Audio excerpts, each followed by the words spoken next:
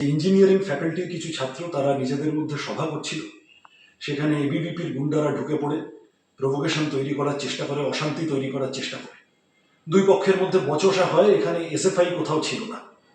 যাই হোক, ছাত্রদের মধ্যে বচসা অনেক সময় হয়ে থাকে।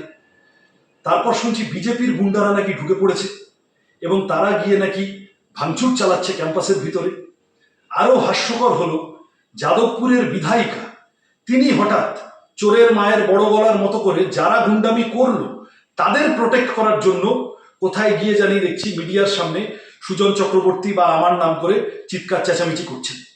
আরে এত ভয় কিসের গণতান্ত্রিক প্রক্রিয়ায়? যদি এত অপছন্দ হয় যাদবপুরকে, ছাত্র ভোট ঘোষণা করুন না। এসএফআই সহ বাকি ছাত্র সংগঠনগুলোর সাথে এবিভিপি ছাত্র ভোটে লড়াই করুক না গণতান্ত্রিকভাবে। যদি তারা ঠিক হয় তাহলে যাদবপুরের ছাত্ররা বেছে নেবে তাদের। কি অসুবিধা আছে? এই মাঝরাত্রিরে গুন্ডামি করার দরকার কি এত? এগুলো আসলে আপনারা যাদবপুর চত্বরে অস্থিরতা তৈরি করার চেষ্টা করছেন।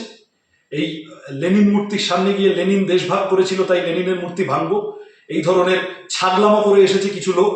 এখন আবার আপনারা ওইখানে গিয়ে লেনিন মূর্তিটাকে ভাঙবেন, ওইখানে একটা অস্থিরতা তৈরি করবেন, ওখানে মানুষের মনে আতঙ্ক তৈরি করবেন। তার গ্রাউন্ড প্রিপেয়ার করার জন্য অজুহাত হিসেবে নিজেরাই এই ধরনের অস্থিরতা ক্রিয়েট করছেন, নিজেরাই এই ধরনের গুন্ডামির পরিবেশ ক্রিয়েট করছেন। যাদবপুরের ছাত্ররা আপনাদের এই পাতা ফাঁদে পা দেবে না। যাদবপুরের মানুষ আপনাদের এই জোর করে গুন্ডামি করার চেষ্টা পছন্দ করবে না। এই ভিডিওটিকে লাইক করুন, আপনার গুরুত্বপূর্ণ মতামত কমেন্টের মাধ্যমে আমাদের জানান এবং আমাদের চ্যানেলের ভিডিও সবার আগে দেখার জন্য ইউটিউবে গণশক্তিকে সাবস্ক্রাইব করুন, ফেসবুকে ফলো করুন এবং শেয়ার করুন আপনার পরিচিতদের মধ্যে।